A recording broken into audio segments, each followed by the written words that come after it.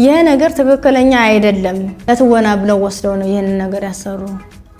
በአገራችን ባህል ወግ መሰረት እዛ ታድረን እዛ ተጋብተን በኢቢኤስ ውስጥ የተሰገሰገ የጥፋት ኃይል ጭካኔ ቁማር ማንሳት በጣም ውሸት ነው አጣቆም ደምቢዶሎ ቤት እንደሆነ ራሱ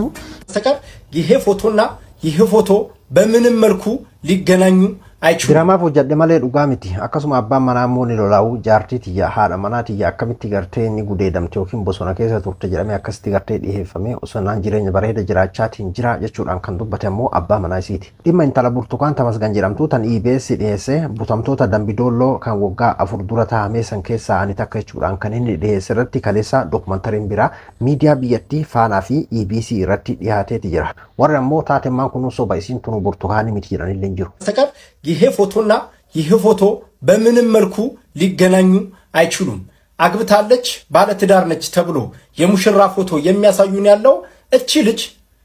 ጥርሷ ድርድር ያለና ምናልባት በቀለም ልትቀራረባት ትችላለች እንጂ ብርቱካን ያልሆነች ሌላ ሴት ናት ብርቱካንን ደግሞ በዚህ ጋር በእናየው የጥርስ አቀማመጣቸው ለየቅል የሆነ የተለያዩ ሴቶችና የተለያዩ ሰዎች ከሌሳ ኩማ ዶክመንታሪን ሱን ሚዲያ ቢየቲ ረቲ ሆጀተመን ኢሲው ሚቲኩን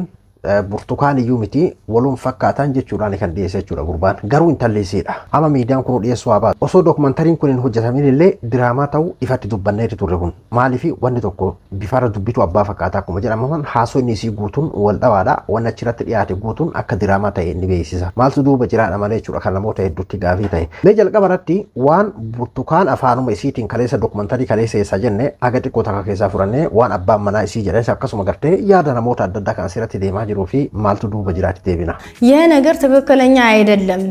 እውነታው ምንድነው ለትወና ብለው ወስደው ነው ይሄን ነገር ያሰሩ ስለዚህ ሙሉ ነገሩ ትወና ነው የተሰራው እንጂ ሙሉ እናት አባት አለኝ ወንድም አለኝ አክስት አጎት አለኝ የተሰዎች በእንደዚህ አይነት ሁኔታ ነው የሚኖሩት እኔ ደግሞ ባለ ትዳር ነኝ የልጅ እናት ነኝ አግብቼ ተድሬ ተኩይ የወለድኩት ልጅ ነው እንጂ በገታ ምክንያት የወለድኩት ልጅ አይደለም ስለዚህ እኔ ልብኬ ታማሚ ነኝ ያው ታማሚ ነኝ ሌላ ነገር ግን የለም ብዬ ቪዲዮ እና ወርቀባቱ ካይቤስ ይረት ዘብረሱን ጉቶማት ሲሪም አኔ ድራማ ዳፍ ጅራሜቲ ገርቴ ከም ቪዲዮ ሱን ከናራ ወራበሜ ከሮማ አከዋን ገርቴ ዱጋዳን ጎዳሜቲ ትጎራኒቲ ሳን ከን ዲሄሰኒ አናባን ቀባ ሃዳ ቀባ ኦቦለያን ቀባ ኦቦሌቲን ቀባ ቡልቲ ጃለዴ ከራ ሴራቲን አሰርጊዳን ወልፉኔ አከስቲ ገርቴ ኢልሞሌ ከራ ሴራቲን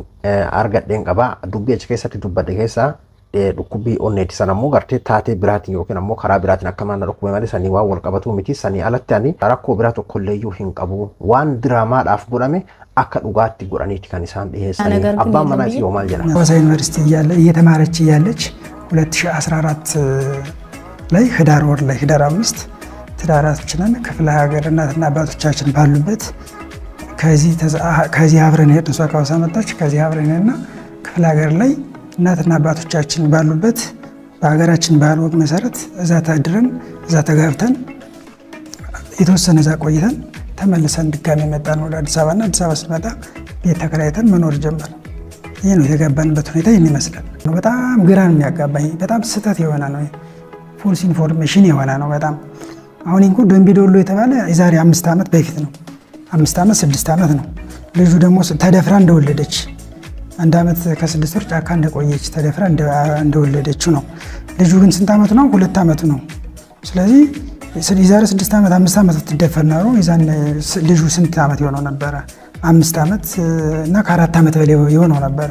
ግን ልጁ ስንት አመት ነው ገና 2 አመት ነው እና ተደፍራ ታግታ ደምቢዶሎ የሚለው በጣም ውሸት ነው አጣቆም ደምቢዶሎ ቤት እንደሆነ ራሱ ዩኒቨርሲቲ ቤት እንደሆነ አጣቆም ስሙንም ላጣቆት ይችላልች ይዛ ደገና ነበር ስለዚህ ይሄ በጣም የተሳሳተ ነው 2014 ተጋባን 2014 15 16 17 ኦልሞስት ይሁን ወደ 4 አመት እየመጣ ነው አብረን የምንኖረው ከተጋባን በኋላ እሷ ሜዳ ተቀም እኔ ሜጅ ማለቅም አብረን የምንኖረው ምንም ነገር በማላችን ነገር የለ በፍጹም የሚታይ ጠባሳ ምንም አይነት ጠባሳ የለም 2014 ተጋባን አሁን 2017 ነው ኦልሞስት 3 አመት ሆኖናል ከ3 አመት በላይ ሆኖናል እንግዲህ ፊልሙ የተሰራ መች ነው እንግዲህ መቼውን አይታወቅም ከኔ ጋር እየኖረች እንዴት አይነት ፊልም ነው የሚሰራ? እንዴት አይነት ተደፈረች ነው የሚሰራ? እንዴት አይነት ለ6 ተደፈረች ታገተች ነው? ይህ በጣም ግራ ነው የሚያጋባ። የዩቲዩብ የሮሲን ሐዋሳ ዩኒቨርሲቲ በረቱ አካ አዳናኖ ከናት አካ ባዲያቲ ቲዴሜ ወረ ኢሳኒ ቢር አከስ ገርቴ አሩዛን ወልፉኔ ኤገ ወልፉኔ ወጋ ሰዲሙ አፉር አከስ ከሰ ሴናት ጅራ አካታን ኢሳን ገርቴ ሙጫ ካንቲ ፕሬዝዳንት ያርገም ተጀረም ሱንዩ አከሰነቲ ሙጫን ገር ወጋ ሸኒቲ ቲዴማ አሞ ዳምቲ ከየ ወጋ ለማ ኢኑመዩ ታቴ ከነሱ አና ወሊን ቡልቲ በሬዳ አከስ ጅራኑ አኔ ገርቴ ነማ ጅሬንጀ በሬዳ ጅራቱ ነማ ገርቴ መና ባንኪ ከሰ hojjetu hawaasa yuunivarsiitii yeroo jettu san gartee fuunee akkas jireenya akkasii jiraannee booda rammoo gara Addis Ababaatti as dhufne haala akka isin osoo jiraannu taateen akkanaa kuni waan nama qaanfachiisu waan fokkataadha waan waliin fakkaanne isiin xabaasaa takkallee madaa takkallee hin qabdu waliin jiraataa jirra haadha mana kiyyaati kan jedhudha abbaan manaa isii jechuudha. Kabraa biraatiin ammoo waan Dambidolloo yuunivarsiitii jedhame san guutumattuu waan isiin irraa beektu iyyuu hin jiru bakki isiin itti barattelleen jalqaba Haramaa yuunivarsiitii carraan isii kennaan fageenyarra Hawaasaa yuunivarsiitii jijjiirree fi Hawaasaa keessa obboleetti isiitu illee jira dokumantarii kanarratti illee dhiyaatee turte jechuudha obboleettiin isii sun jechuudha. Kanaafuu Burtukaan Tamasgan waan ደምቢዶሎ ዩኒቨርሲቲ በጣም ግራ ነው የሚያጋባ የዩቲዩብ የደም ነጋዴ ጽንፈኛ የዲያስፖራ አክቲቪስቶች የሐሳብ ሙግትና ሰላምን ጠልቶ ጫካ ጠመንጃ አዝሎ ከሚዞር የጥፋት ኃይል ጋር በኢቢኤስ ውስጥ የተሰገሰገ የጥፋት ኃይል በወረዳ አስተዳደር የመሸገ የጽንፈኛው ተላላኪና ራሷ ብርቱካን ተባብረው ሐሰተኛውን የብርቱካን ማንነት ፈጥረውታል። እዚህ ጋር መዓዛ መሐመድ ተስፋዬ ወልደ ስላሴና ሌሎች የዩቲዩብ የደም ነጋዴዎች በየዋህ ኢትዮጵያውያን ሴቶች ላይ የሚቆምሩትን የጭካኔ ቁማር ማንሳት የሶስት ወራት በፊት የተጻፈው ሐሰተኛ ተውኔትና በአንድ ወር የተከወነው ድራማ ሌላው ገጽታ ደግሞ የትምህርት መስክንና የተማረችበትን ዩኒቨርሲቲ ሐሰተኛ መረጃ በመፍጠር ታልሞ የተሰራበት ነው። በኢቢኤስ ቴሌቪዥን የተሰገሰገው የጥፋት ኃይል አየር ላይ ባዋለው የቴሌቪዥን ፕሮግራም የሐሰተኛ ድራማውን መነሻ መቼት ደምቢዶሎ ዩኒቨርሲቲ መሆኑን የተገለጸበት የተላለፈ ሲሆን ይሄውም ከዩቲዩብ ላይ ሲጫን ሆን ተብሎ እንዲቆረጥ ተደርጓል። ከዋናው የድራማ ቃለ መጠየቅ ላይ ያገኘነው መረጃ ብርቱካን በደምቢዶሎ ዩኒቨርሲቲ የፋርማሲ ተማሪ መሆኗን የገለጸችበት ይሁን እንጂ በወቅቱ ብርቱካን የ12ኛ ክፍል ተማሪ መሆኗን ማረጋገጥ ችለናል። ታገቱ ከተባሉ ተማሪዎች ውስጥ ስሟም አልተገኘም። ዩቱበሮታ ደልደልቶታ ዲጋ ሾራርኬስቶታ ዲያስፖራ ቢዮታ ነማ ኬሰ ጅራታን ካምቢ ኢሳኒ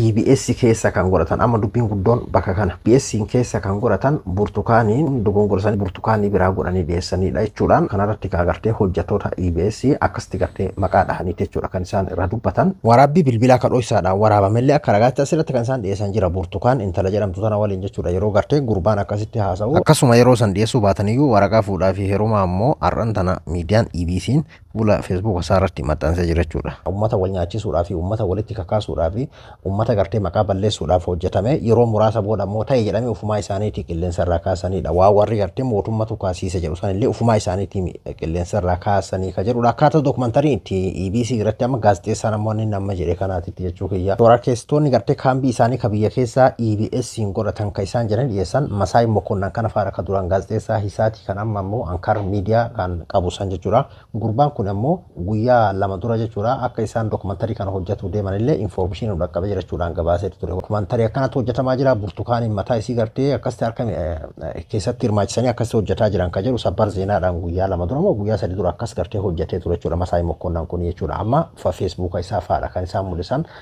diasporota gartee biyya namaa keessa ta'aniiti warra nagaa diddaadhaa fi nagaa uummataa booressuudhaa fi bosona keessa gartee uummata daraaruu sanii waliin kaambii isaanii EBS keessa godhataniitiin haalsaniin biyya shoorar keessaa jiran jechuudha isaan dhiyeessan kana jechuudha. Imimmaan akka galaanaatti akkasi gartee gadi yaa'ee akkasi gartee hin qirfattee gaazexeessituun bakka teessu gartee kaatee kabajaa isiitiif imimmaan irraa haixee walitti maramanii akkasi gartee bu'aan sun hundi isaa sababa dokumentariiti jechuudha. Sababa gartee fiilmii sababa kijibaati sababa maqaa balleessaati jechuudha. Maqaa balleessaa kana keessaan warri gartee gaafa sarrifatee farrantana haga tokko gammachuu guddaadha jedheeti yaada jechuun isa ajandaa kana duubaan maaltu jira dokumentarii kana duubaan maaltu yaadame as duuba kana keessa gartee eenyutu gartee faayidaa argata ka jedhu san akkuma jirutti ta'e garuu maqaa balleessiin waggoota 6-7 walloon keessatti wallaggaan keessatti karrayyuu keessatti maqaan isaa lafaan kaafamne baramma akka waan gartee yakki biyya san keessatti haaraya isa kanarraa takka jedheetiin amma eegale yookiin tasa biyya nagahaan jiraataatiin jirtu biyya mirga namaa eegde biyya gartee ilma namaatiif nagaa roobde akka waan taatee wayiitti isa kana qabatameetiin akkasitti guyyaa guyyaan akkas dokumentanii irratti hojjetamu kana osoo hin ta'in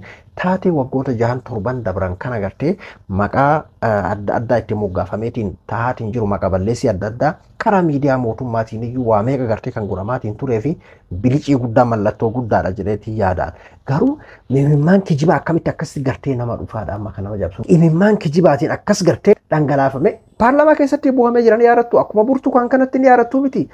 Intala gartee furdoo fuula gilgilii takka ni yaadattu miti. Bootee paarlaamaa keessatti gaafa rola Tigraayitti deeman gaafa nama 600 gartee Wallagga Lixaatitti gartee namni akkasitti dhume jedhame san wanta akka taameen beene wanta akka argine beene jechuudha. Yeroo san lola kanatti naaf deemuu qabaadha. Amma akka hayyoonni tokko jedhanitti baramma taateen amma burtukaan kun iyyuu maqaa na balleessanii achitti naa deemaa jechuudha ka jirudha. Amma warfaara guddaa inni qaqqabee kan inni dubbatu jechuudha. Garuu as keessaan dhugaa uummataattu mul'ate jedheetii yaadaan akka kiyyatti maqaa balleessii waggoota 6-7 kana jarrate kenna waan hin taamin hin jiru waan biltsiginnaan godhameef Oromoo jedhameeti waamama karaa biraatiin warrarraa immoo akkuma agartan kana ammayyuu lakki taateen suni dhugumaa du'een bada malee isii mitii kun inni kan ammoo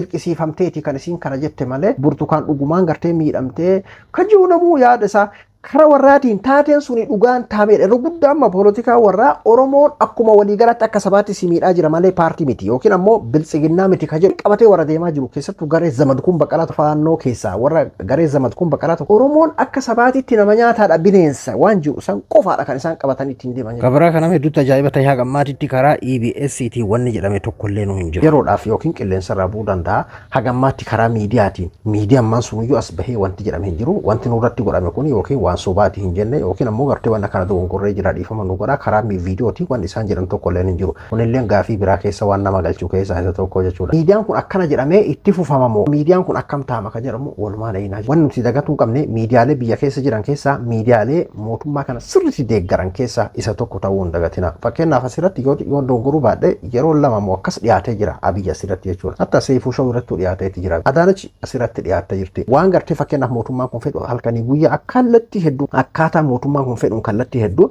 waan mootummaa kana ni leellisu jechuudha. Muummichi ministeeraa Dr. Abiyyi Ahmad achirratti dhiyaatee achirratti gartee haasawa godhu jechuun waan salphaa miti. Amman tana ammoo kaambii shororkeessitootaa jedhameeti kan dhiyaate. Kaambiin ashabbaarii tahee akkasumatti hojii isaa itti fufamu